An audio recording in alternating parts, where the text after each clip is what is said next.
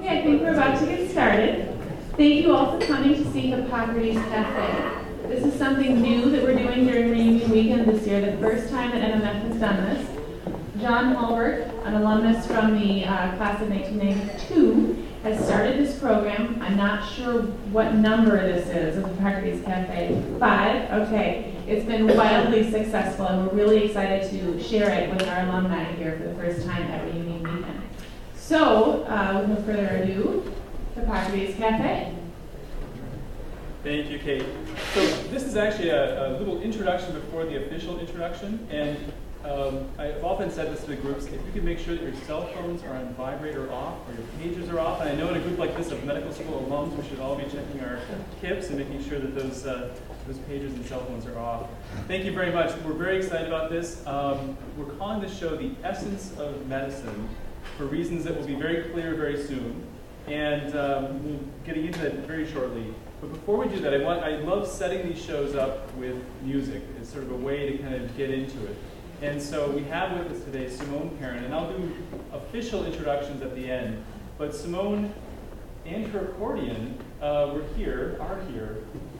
But Simone's accordion fell and broke just before the show. But Simone is such a professional that she's going to do this with her voice. So she's still going to help us out. So Simone is going to open with the song Crows. Do you want to tell us a little bit about that? Hi, everybody. Yeah, I just discovered that my accordion is totally broken, and I wish there was an accordion doctor in the house. There we go, got that in. I'm prepared to do a song for you called Crows, and I've never done it without my accordion. But the backstory of this song, I work a lot with Kevin Kling, the storyteller. You may know him. He, about 9 years ago, he was in a motorcycle accident, and he lost the use of his right arm. And when he was in the hospital, he saw visions of crows. And they scared him because he thought they were messengers to the underworld and they're going to take him away. And a good friend of his said, no, crows are good. Let them take away your fear. And so the next time you see a crow, let them fly away with your fear. So here is a poem that he wrote that I set to music. And imagine it's kind of a Slavic tone. Imagine a D minor accordion.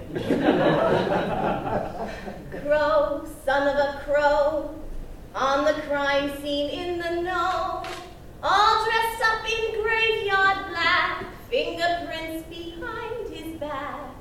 He's a crow, son of a crow. Crow, fly away from here, fly away my fear. Crow, fly away from here, fly away my fear. 2 upon the fence, 3 to pick the evidence. The flock of cousins take their stations, estimations, accusations, another sector, another call. 1 flies off, then 2, then all. Up and over roads they rise, and off into the great horizon, afraid to be the last who goes. The crows, no crows. Crow, fly away from here, fly away my fear. Crow, fly away from here, fly away my fear.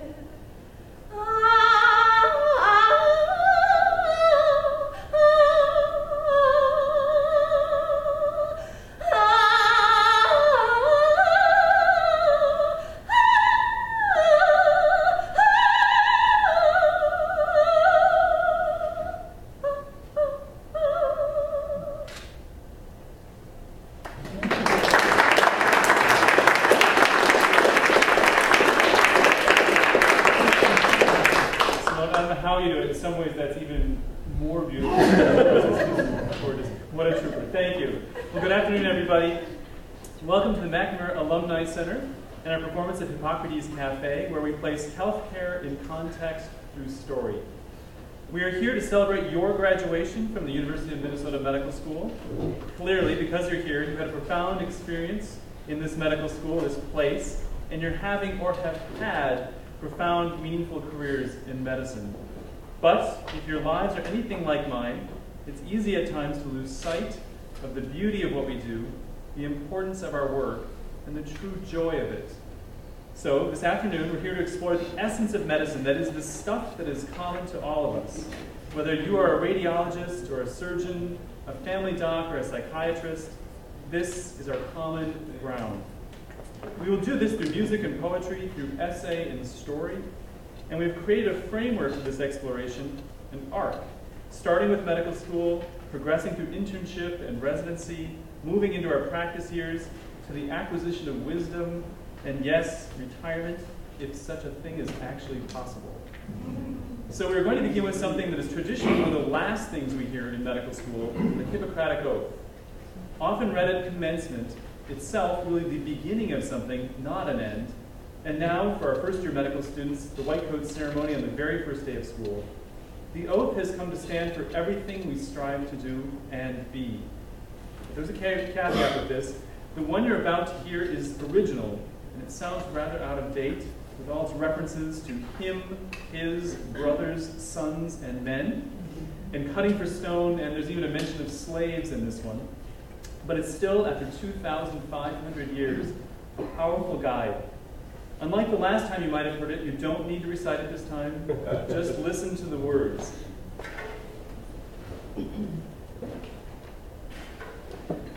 I swear by Apollo, the physician, and Asclepius, and Hygeia, and Panacea, and all the gods and goddesses, that according to my ability and judgment, I will keep this oath and this stipulation to reckon him who taught me this art equally dear to me as my parents, to share my substance with him and relieve his necessities if required, to look upon his offspring on the same footing as my own brothers and teach them this art if they wish to learn it, without fee or stipulation, and that by precept, lecture, and every mode of instruction, I will impart a knowledge of the art to my own sons and those of my teachers, and to the disciples bound by a stipulation and oath, according to the law of medicine, and to none others.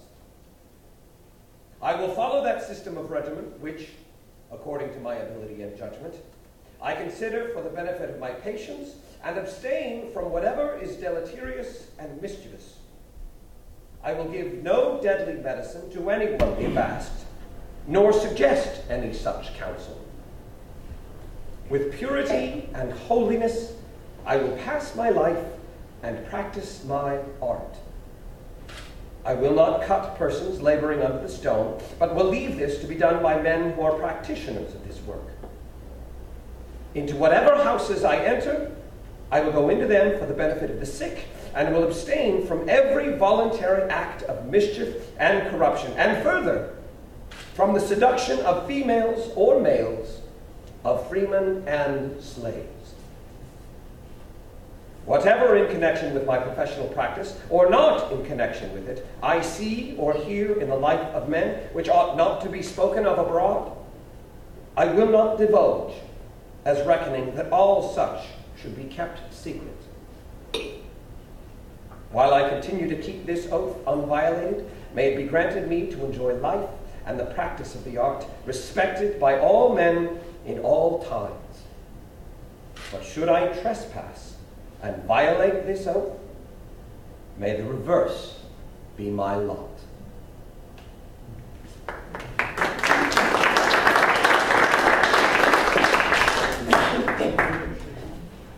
Faith Fitzgerald, an internist, faculty member, and one-time dean at the University of California, Davis, is a physician-writer whose work I've admired for years. I think it's because she has such great insight into the practice of medicine. In the next piece, her poem, if we can call it that, lists all the nearly impossible attributes required to become a physician today. On paper, it looks like an old want ad, ones that you might have seen in the Star Tribune before, sort of pre-Craigslist, if you can imagine what it looks like.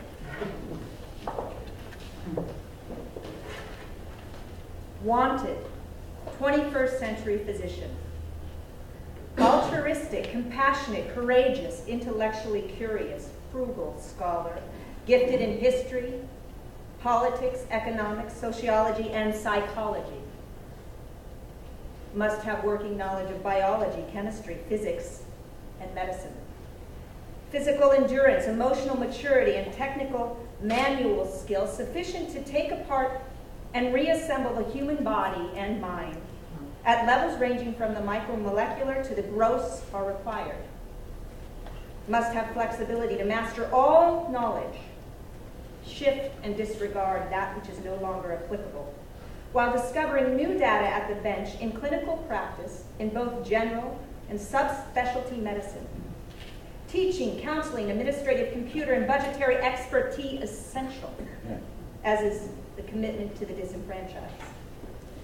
A working knowledge of law, literary, artistic, and musical talent. Should be able to prevent and cure disease, including the depredation of advancing age, physical disarray, and spiritual, mental, and emotional, and economic illness.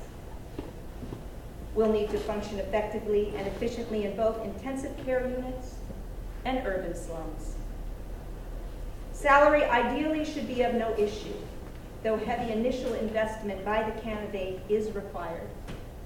Benefits variable depending on the individual's principal source of gratification. This is a 24-hour per day commitment. Should make house calls.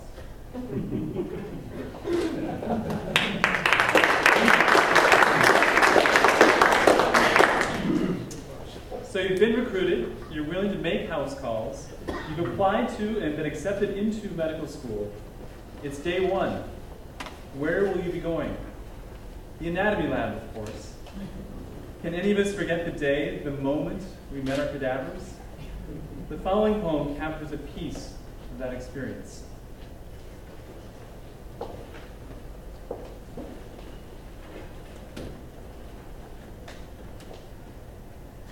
I noticed the freckles on your shoulder this afternoon as the black plastic bag was pulled from your arm. And I stood in awe of things bigger than myself as I gripped the table for support, occasionally remembering to breathe. In anticipation of this day, we made some decisions. You to teach, and I to be taught. Here we are together now in this marriage of circumstance. Your body, the classroom. I, your strange new pupil, fumbling with parts of you that few, if any, of your closest friends ever saw. Finally, face to face. What do you see when you look at me now? Am I what you thought I'd be? Eager? Anxious? Do I look as tired as I suddenly feel? Can you see the lump that arises in my throat as I struggle to fix my eyes anywhere but on your face where what you were once looms largest? Can you see the tears fill my eyes as I grieve for the loss of someone I never met?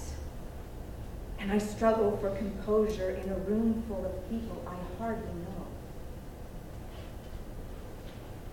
You did not choose me, and yet you trusted me. And I will never know you, although somewhere a family mourns the passing of one they love.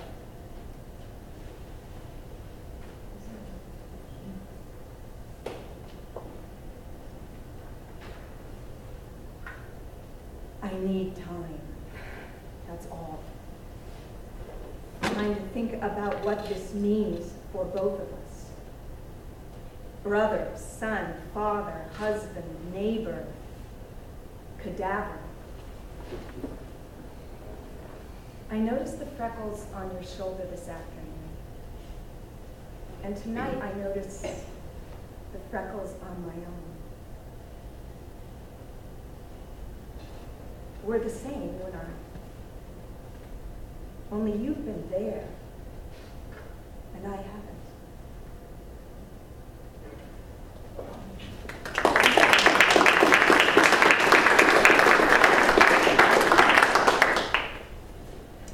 If our encounter with our cadaver teachers represents our initiation to the scientific life of medicine, then receiving our first stethoscope represents an early initiation into the world of clinical medicine.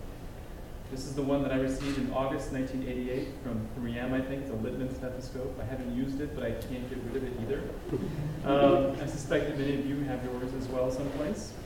This rubber and metal instrument, so simple, yet so important, places us literally in touch with our patients.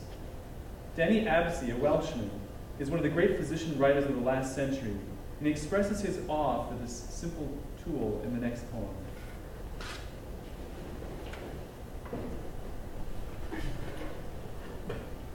The stethoscope. I think I just broke this thing. It's just right there. It's right there. There you go. The stethoscope. Through it, over young women's abdomens tense, I have heard the sound of creation. And, in a dead man's chest, the silence before creation began. Should I pray, therefore? Hold this instrument in awe and aloft, a procession of banners? Hang this thing in the interior of a cold, mushroom-dark church? Should I kneel before it, chant an apothegm from a small text, mimic priest or rabbi, the swaying noises of religious men? Never. Yet, I could praise it. I should, by doing so, celebrate my own ears.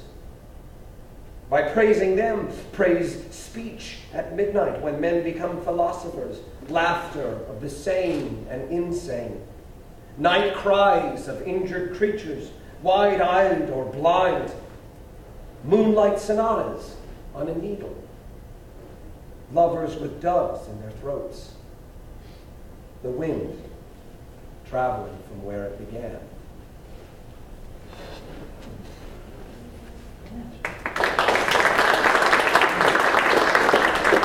Since we're moving into nighttime, and I'd like to sing a little bit of a lullaby.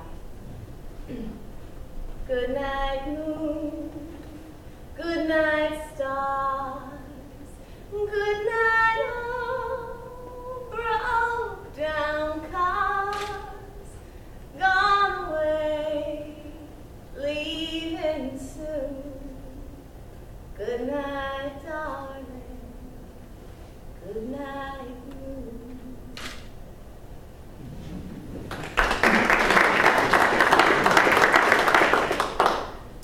The next two poems deal with another constant of life in medicine, something that begins in medical school, studying for exams, starting clinical rotations, late nights and early mornings, fatigue and exhaustion.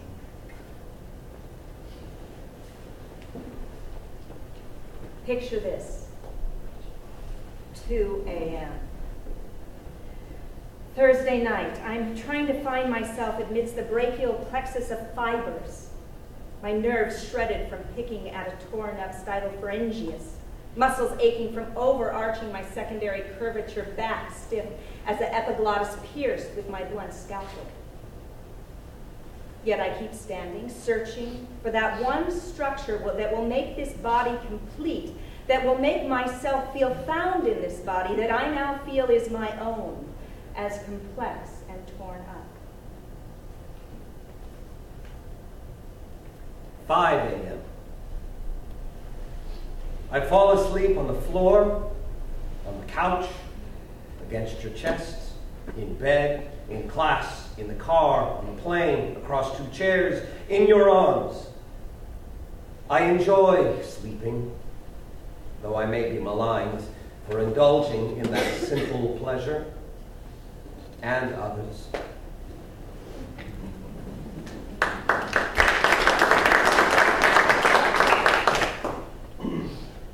Do you remember those first patient interviews? How we received a patient's name, a room number, the fear we had of knocking on the door, needing to interview and examine a patient, the fear of getting in the way, of being a nuisance, of the inability to do something other than offer an ear, of becoming even briefly a friend, and dealing with disease and death we know so little about. Our next poem recalls such a time.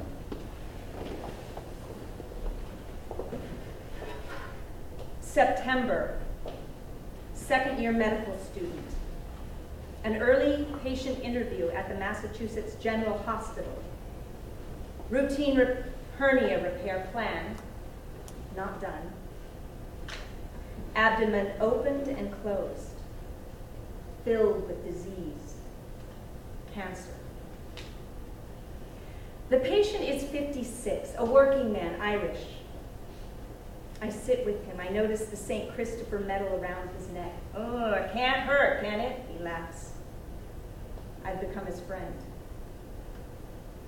I bring him a coloring book picture that shows this thing, this unfamiliar organ that melted beneath our hands at dissection. Pancreas. Leaving his room crying, avoiding classmates, I take the back stairs. I find myself locked, coatless, in a courtyard outside.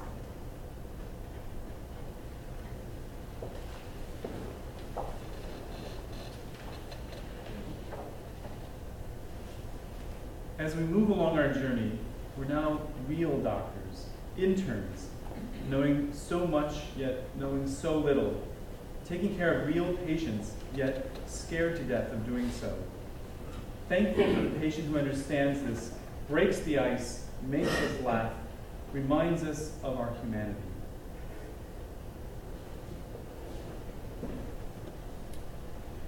Morning report.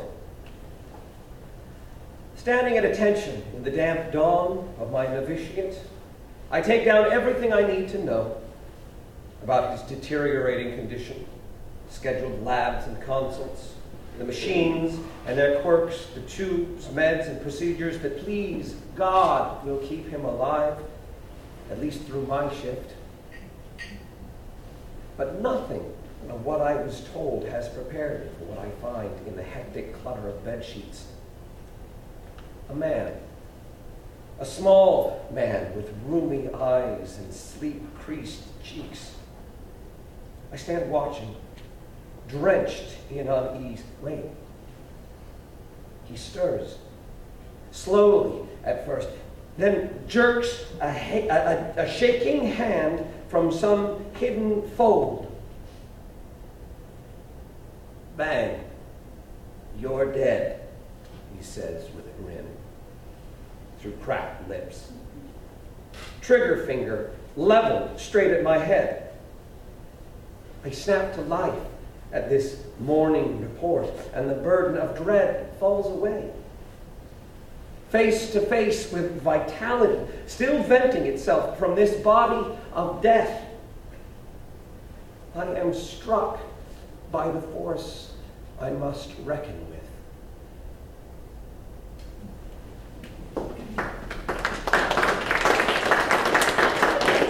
It's all sort of unplanned because I was supposed to have an accordion. So I'm going to sing a song. I wrote a gospel tune with Kevin, and I think it's time for some sort of gospel tune, and it's called Lay My Burden Down. And here we go. Lay my burden down, lay my burden down, let my tear fall on another town, lay my burden down, empty my pockets, what I gathered today, empty them of pain and sorrow, empty my pockets, what I gathered today, fill them again tomorrow. Lay my burden down, lay my burden down, let my tear fall on another town, lay my burden down, take my sins to the river, wash them away, far from those I love. Take my sins to the river, wash them below, take on the sins from above. Lay my burden down, lay my burden down, let my tear fall on another town, lay my burden down.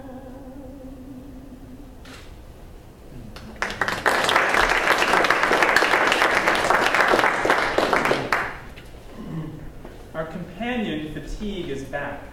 Despite residency work hour restrictions, it's still with us.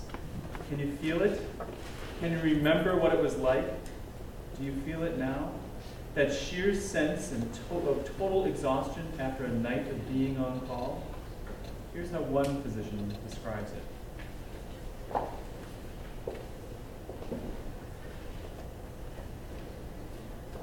Post-call, you come home diminished, wan, your hand faltering at the lock. You feel the need to tell me each patient's history before you sleep, the progress of each malignancy, the way the family spoke to you, the suffering that makes death a release. I understand. But I wait for you, Isabel, not your stories of the progress of dying. I lead you to bed like a child, almost crying with fatigue and despair these anemic mornings when you come home to me stricken, empty, and grateful for the smallest gesture of kindness. My easing your heel from your boot as you undress, holding on to you while you try to reclaim your membership as one who sleeps. Your limbs twitch like dogs, hurrying into dreams, your lips part with sighs. I soothe you with my weight. I whisper about the snow piling up. It's late afternoon. Slow repose beckons. But even in your dreams, your fingers pleat the quilt, as if gathering flesh from an arm before a shot. I understand. Accountability never leaves your hands.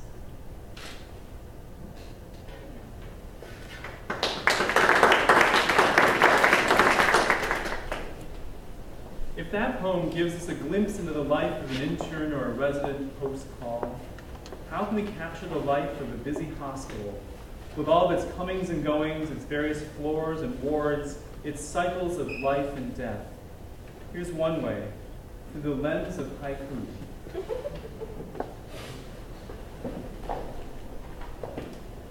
The new interns, stiff in starched white suits.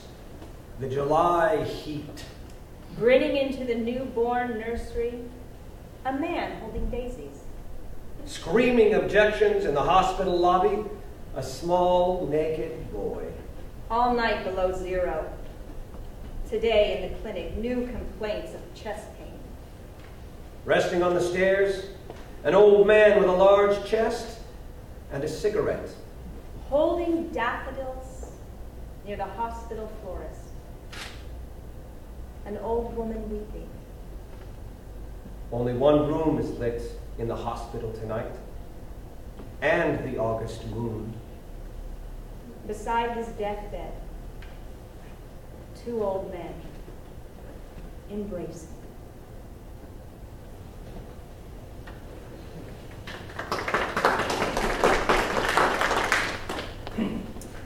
Once we've been in residency for a while, or in practice for that matter, it's easy to lose sight of why we're doing what we're doing. I often remind myself that we have a job that insists that we are inquisitive, that we ask questions, that we're nosy, that we need to probe. And we get paid to listen to stories all day long. Faith Fitzgerald tells us of a story of what can result from asking, pushing, probing, and from being curious. What is the reward of curiosity? To the patient, it is the interest and closeness of the physician, which is therapeutic in itself. to the physician. Curiosity leads not only to diagnosis, but to great stories and memories, those irreplaceable moments in medicine that we all live for. When I was young, attending at San Francisco General Hospital, morning rounds usually consisted of briefly going over the 15 to 20 patients admitted to the team the night before, and then concentrating on the interesting ones. I was righteous and determined to teach the house staff that there were no uninteresting patients. So I asked the resident to pick the dullest. He chose an old woman admitted out of compassion because she had been evicted from her apartment. She had nowhere else to go. She had no real medical history, but simply was suffering from old age. She gave no significant history. I led the protesting group of house staff to her bedside. She was monosyllabic in her responses. Nothing, it seemed, had ever really happened to her. She had lived a singularly unexciting life as a hotel maid. She could not even, or would not, tell stories of famous people that were caught in her hotel in awkward situations. I was getting desperate. It did seem that this woman, she was truly uninteresting. Finally, I asked her how long she had lived in San Francisco. Years and years, she said. Was she here for the earthquake? No. She came after. Well, where did she come from? Ireland. When did she come? 1912. Had she ever been to a hospital before? Once. How did it happen? Well, she broke her arm. Well, how did she break her arm? A trunk fell on it. A trunk, yes. What kind of trunk? A steamer trunk. How did it happen? The boat lurched. The boat? The boat that was carrying her to America. Why did the boat lurch? It hit an iceberg. Oh. What was the name of the boat? The Titanic. She had been a steerage passenger on the Titanic when it hit the iceberg. She was injured, made it to the lifeboats, and was taken to a clinic on landing, where her broken arm was set. See, she was now no longer boring. She immediately became the object of immense interest to the local newspapers, to television stations, and to the house staff.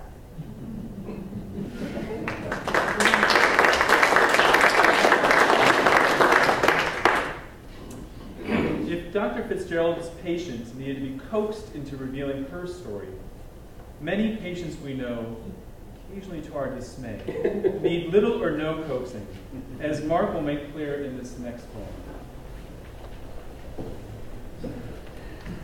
What the uneducated old woman told me. That she was glad to sit down. That her legs hurt in spite of the medicine. That times were bad.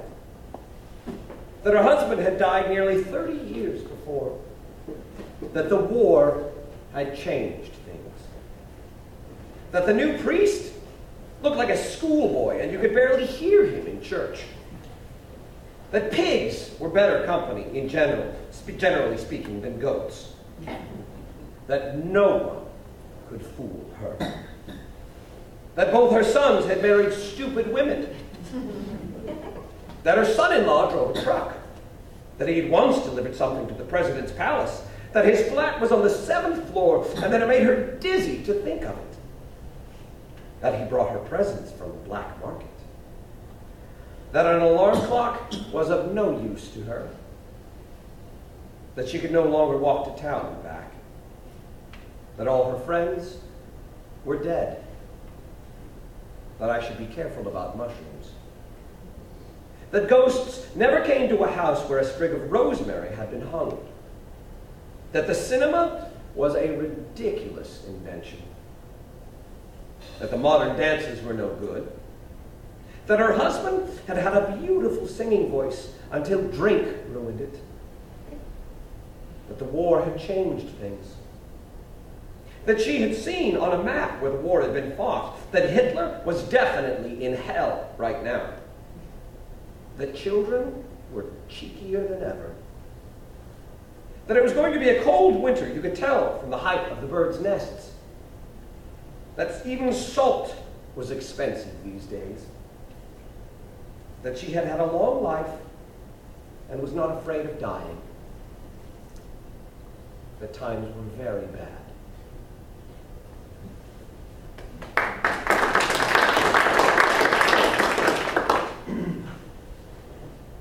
The next three short poems form a trio that look at the little things that make medicine so beautiful, so miraculous, and so tragic.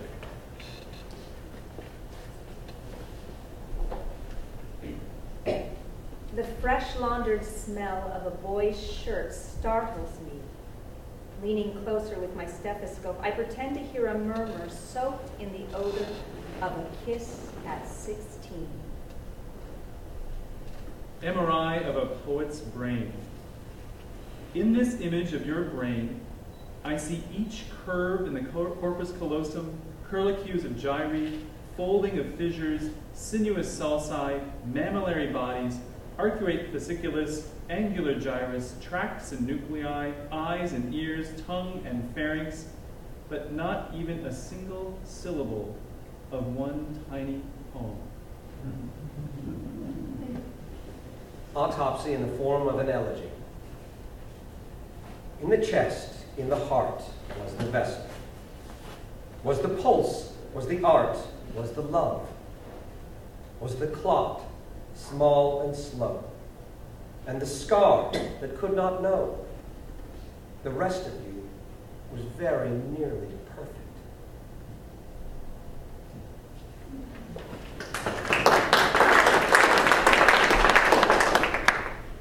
With practice in our practices, eventually comes wisdom, or so we hope at any rate. I know that for me, 15 years into my practice, I finally feel as though I might have some to share. But I have nothing on Dr. Dorian, the perfect embodiment of the kindly country doctor. This next piece is taken from E.B. White's masterpiece of children's literature, Charlotte's Web. Can I ask how many of you have read this book yourself or to children? So for those of you who have not, I just need to give you a quick synopsis here. Charlotte is a spider who works to save the life of a pig, Wilbur. Fern is a young girl who befriends the animals in her neighbors, the Zuckerman's barn. She has the ability to hear what the animals are saying, and her mother, learning of this, is, understandably of course, a little worried. So she heads right off to consult with Dr. Dorian. No appointment necessary, you can see. Mrs. Arable dusted the sitting room. As she worked, she kept thinking about Fern. It didn't seem natural for a little girl to be so interested in animals. Finally, Mrs. Arable made up her mind she would pay a call on old Dr. Dorian and ask his advice. She got in the car and drove to his office in the village. Dr. Dorian was glad to see Mrs. Arable and gave her a comfortable chair. It's about Fern, she explained. Fern spends entirely too much time in the Zuckerman's barn. It doesn't seem normal. She sits on a milk stool in a corner of the barn cellar near the pig pen and watches animals hour after hour. She just sits and listens. Well, how enchanting, he said. It must be real nice and quiet down there. Homer has some sheep, hasn't he? Yes, said Mrs. Arable. But it all started with that pig. That pig we let Fern raise on a bottle. She calls him Wilbur. Homer bought the pig, and ever since it left our place, Fern has been going over to her uncle's to be near it. I've been hearing things about that pig, said Dr. Dorian. They say he's quite a pig. Well, have you heard about the words that appeared in the spider's web? Asked Mrs. Arable nervously. Yes, said the doctor. Well, do you understand it? Asked Mrs. Arable. Understand what? Do you understand how there could be any writing in a spider's web? Oh, no, said Dr. Dorian. I don't understand it. But for that matter, I don't understand how a spider learned to spin a web in the first place. When the worms appeared, everyone said there was a miracle, but nobody pointed out that the web itself is a miracle. What's so miraculous about a spider's web? Said Mrs. Arrow. I don't see why you say a spider's web is a miracle. It's just a web. Well, ever try to spin one? Said Dr. Dorian. Mrs. Arrow shifted uneasily in her chair. No, she replied, but I can crochet a doily and I can knit a sock. Well, sure, said the doctor. But somebody taught you, didn't they? My mother taught me. Well, who taught a spider? A young spider knows how to spin a web without any instructions from anybody. Don't you regard that as a miracle? I suppose so, said Mrs. Arable. Still, I don't understand how those words got into the web. I don't understand it, and I don't like what I can't understand. None of us do, said Dr. Dorian, sighing. I'm a doctor. Doctors are supposed to understand everything, but I don't understand everything. And I don't intend to let it worry me. Mrs. Arable fidgeted. Fern says the animals talk to each other. Dr. Dorian, do you believe animals talk? Well, I never heard one say anything, he replied. But that proves nothing. It is quite possible that an animal has spoken civilly to me and that I didn't catch the remark because I wasn't paying attention. Children pay better attention than grown-ups. If Fern says that the animals in Zuckerman's barn talk, I'm quite ready to believe her.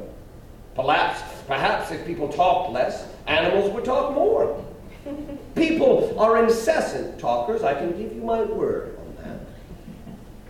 Well, don't you think I need? You don't think I need to worry about her? Said Mrs. Arable.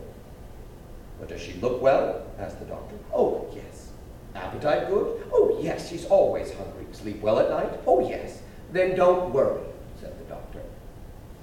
Do you think she'll ever start thinking about something besides pigs and sheep and geese and spiders? How old is Fern? She's 8. Well, said Dr. Dorian, I think she will always love animals, but I doubt that she spends her entire life in Homer Zuckerman's barn cellar.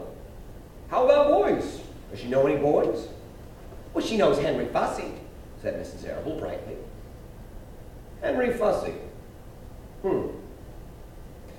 Well, I don't think you have anything to worry about. Let Fern associate with her friends in the barn if she wants to. I would say, offhand, that spiders and pigs were fully as interesting as Henry Fussy. Yet I predict that the day will come when even Henry will drop some chance remark that catches Fern's attention. It's amazing how children change from year to year. How's Avery? He asked, opening his eyes wide. Oh, Avery, chuckled Mrs. Arable. Avery is always fine. Of course, he gets into poison ivy and gets stung by wasps and bees and brings frogs and snakes home and breaks everything he lays his hands on. He's fine. Good, said the doctor. Mrs. Arable said goodbye and thanked Dr. Dorian very much for his advice. She felt greatly relieved.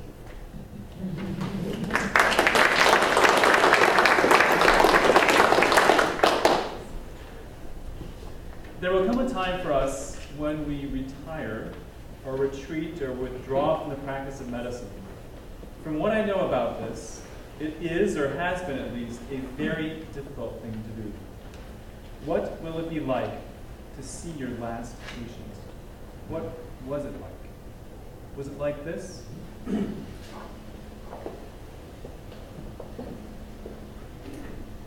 The day will come, as surely as it started, when the whirlwind of the hospital threw you into the laps of unsuspecting patients. Learning under terror, grabbing onto hope you would harm the incarcerated patient. Watching your effortless elders, who seemed all-knowing to an unknowing student. Shoulders stooped from heavy booklets filling lab coat pockets. Like ducklings trailing mama, you followed attending, resident, intern, till at last you led the white coat parade. Mama stops here. You'll unwrap your final patient, saved for the party's end, when all the guests are anxious to leave. At day's close, signatures and handshakes signal completion of the task. Yet, somewhere, the 1,000 lives you touched live, maybe thrive, wave goodbye, turning their backs on your dazzled face as you whisper, thank you.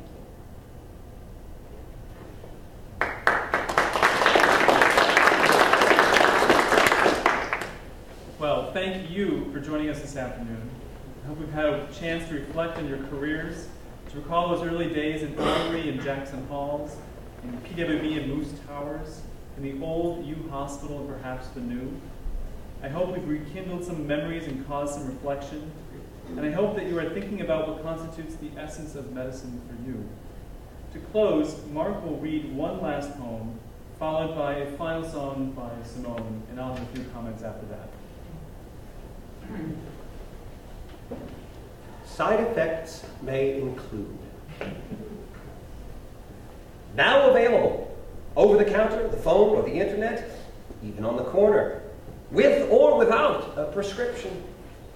Clinically proven to counteract depressed mood, soothe frazzled nerves, decrease heart respiratory rate, lower the heart from the throat, warm the heart, coat the pit in the stomach, moisten eyes with tears of joy, motivate individuals to fulfill their potential, and inspire groups of people to alter the very course of history, including, but not limited to, putting a man on the moon and casting off the shackles of racism and political oppression. Side effects may include malapropisms, Freudian slips, tears of sadness, things said that can never be taken back, false hopes, and in general, the exact opposite of what's intended. So, talk to your loved one, your neighbor, your doctor, to everyone you can about words. Words is a registered trademark of language.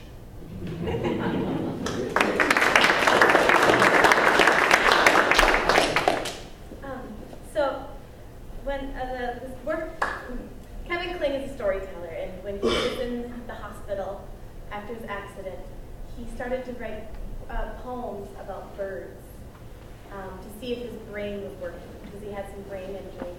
And it's no mistake that it was about birds, because there he was lying in the bed and looking out the window. What does he want to do? He wants to leave.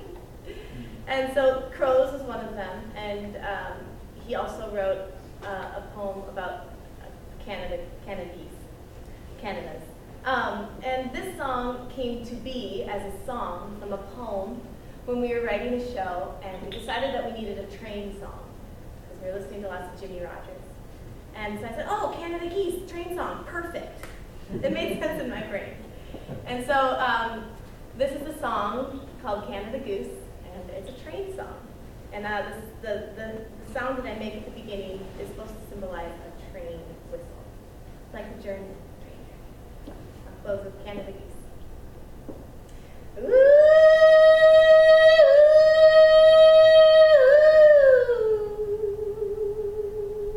Ooh.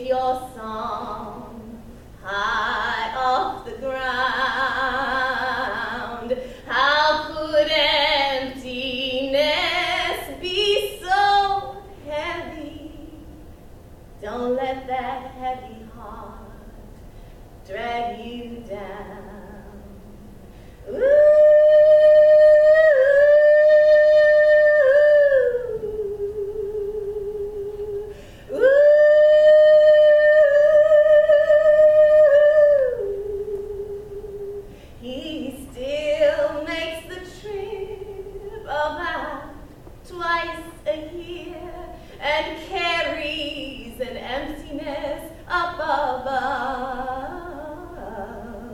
It's a memory that sends him diving into the decoys, looking for love.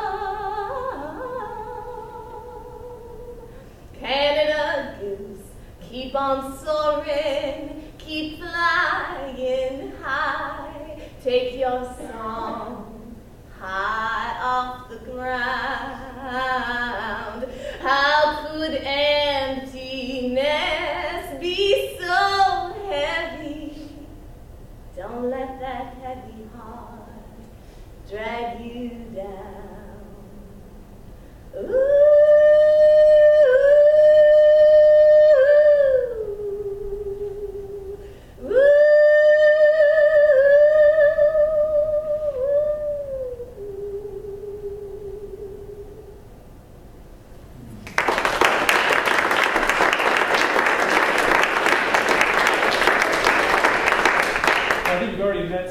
But you've been on Prim Companion with Garrison Keeler, so I think watch for those kinds of things. You and Kevin Kling keep doing amazing things, so watch for more collaborations there.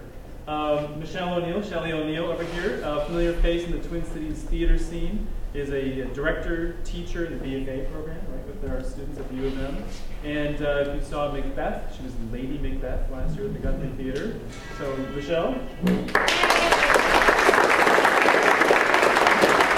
And Mark Nelson, my friend and collaborator in these Hippocrates Cafe events. He is currently starring as Fidelis Waldvogel in the Guthrie's world premiere of the Master Butcher Singing Club. So if any of you are out of town and would like to see Mark tonight, you can leave right pretty soon actually, to get over there. He'll be doing that this weekend. And so Mark Nelson. Thank you for coming. I know there's coffee and some beverages, water, and cookies over here, and we'll be happy to mingle with you a little bit. Thanks again for coming.